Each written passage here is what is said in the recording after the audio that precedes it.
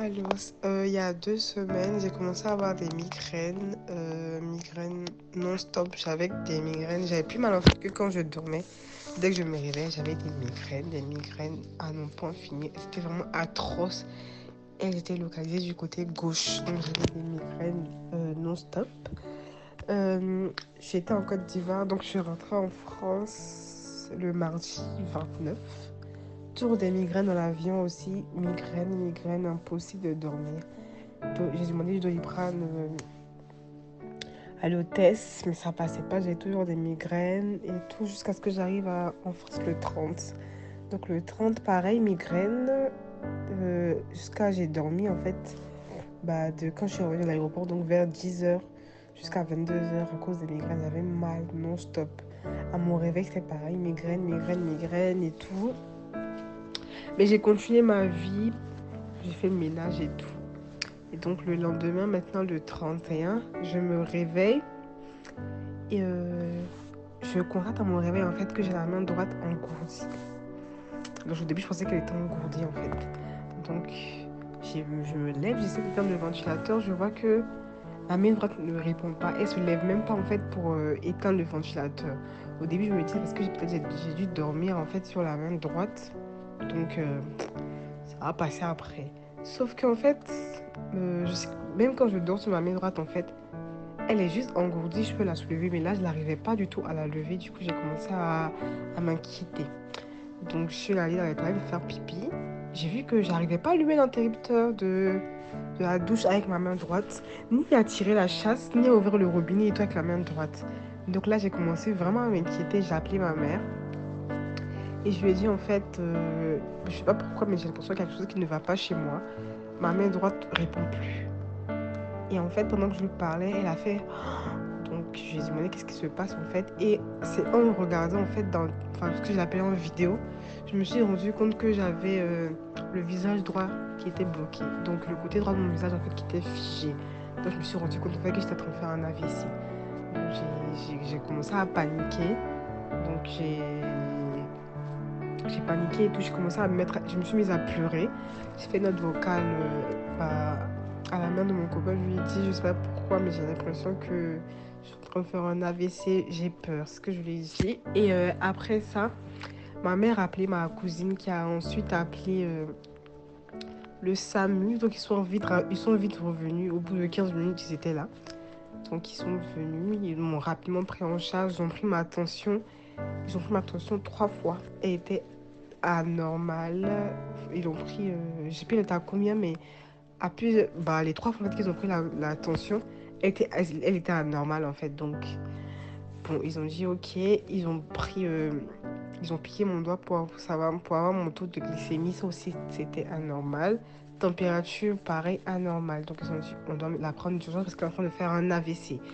Donc on m'a mis dans l'ambulance. Je suis arrivée à l'hôpital au bout de 10 minutes. Je suis arrivée à l'hôpital de Créteil. Donc arrivée à l'hôpital de Créteil, ils m'ont mis directement à l'IRM, dans l'IRM en fait, pour faire un test. Sauf que dans l'IRM, l'IRM il a duré 15 minutes. Au bout des 15 minutes, on voit rien dans l'IRM. Donc ils comprennent pas. Et 5 minutes après, je fais une première crise d'épilepsie. Après ça s'arrête. Donc ils essaient toujours de trouver une solution.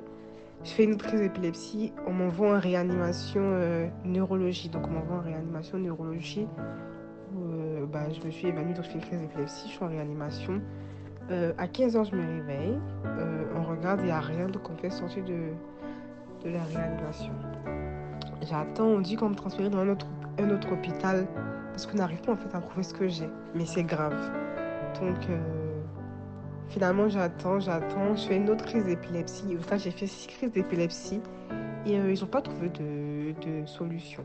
Et finalement, comme ils ont vu qu'il n'y avait rien dans l'IRM et qu'ils n'arrivaient pas à trouver ce que j'avais, en fait, ils ont essayé de me libérer quand même, mais avec un suivi neurologique.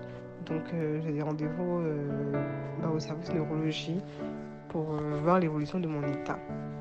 Sur le chemin du retour, je fais encore une crise d'épilepsie. Voilà. Donc, j'arrive à la maison. Franchement, je suis déboussolée.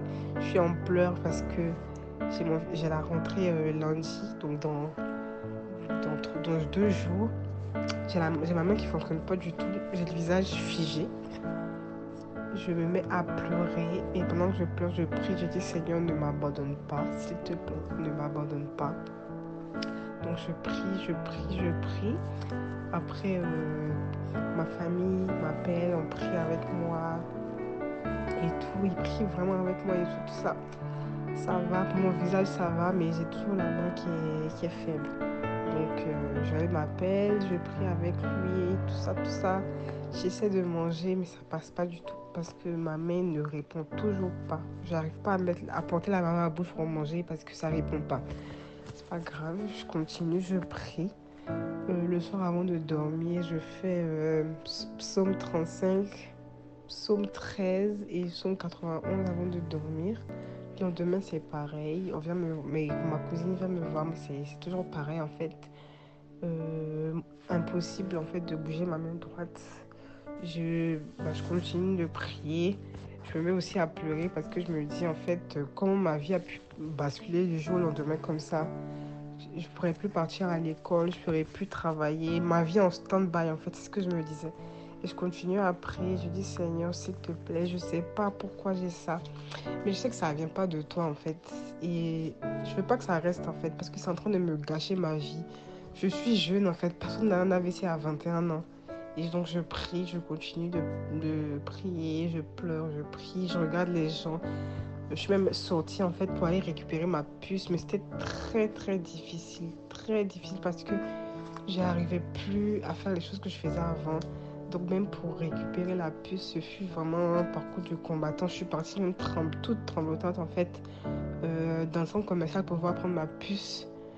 Même quand la dame m'a donné ma puce pour pouvoir mettre la puce dans mon téléphone, j'arrivais pas du tout. Je me suis mise à pleurer au centre commercial. Les gens me regardaient, ils comprenaient pas en fait. Donc finalement, j'ai dit à la dame de mettre la puce dans mon téléphone. Elle a été gentille, elle a mis la puce dans mon téléphone. Je suis sortie. Ce chemin du retour, je continue à pleurer parce que je me suis dit, Seigneur, c'est quoi ça? Pourquoi ma vie est en train de devenir comme ça? Qu'est-ce que j'ai fait en fait? Donc je pleurais. Tout le monde essayait de me rassurer pour dire ça va passer. Les médecins ont dit que ça allait passer au bout d'une semaine. En fait, les médecins ont trouvé finalement, ils n'ont pas trouvé de raison, de véritable raison parce que l'IRM ne montrait rien, mais je faisais clairement un AVC, mais ils ne comprenaient pas pourquoi dans l'IRM, il n'y avait pas de rupture de vaisseau, ni de vaisseau bouché. Donc, ils ont finalement conclu à une aura du sommeil, à une aura migraineuse, pardon, mais sauf que l'aura migraineuse, en fait, il n'y a pas de crise d'épilepsie, alors que moi, j'avais des crises d'épilepsie, donc ils n'arrivaient toujours pas à comprendre que c'est. Donc, finalement, ils ont mis dans le diagnostic que j'avais un déficit brachio-facial, un truc comme ça. Facio-brachial, je crois, un truc comme ça.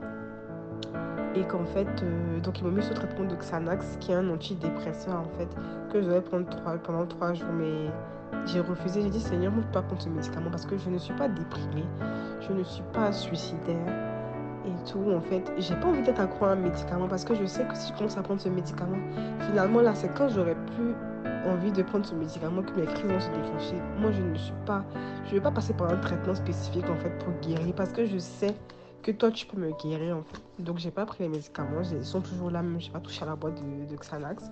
Donc j'ai continué à prier et tout. Et aujourd'hui j'ai vu qu'il y avait la prière de délivrance. Donc je me suis connectée, donc j'ai suivi le message, etc.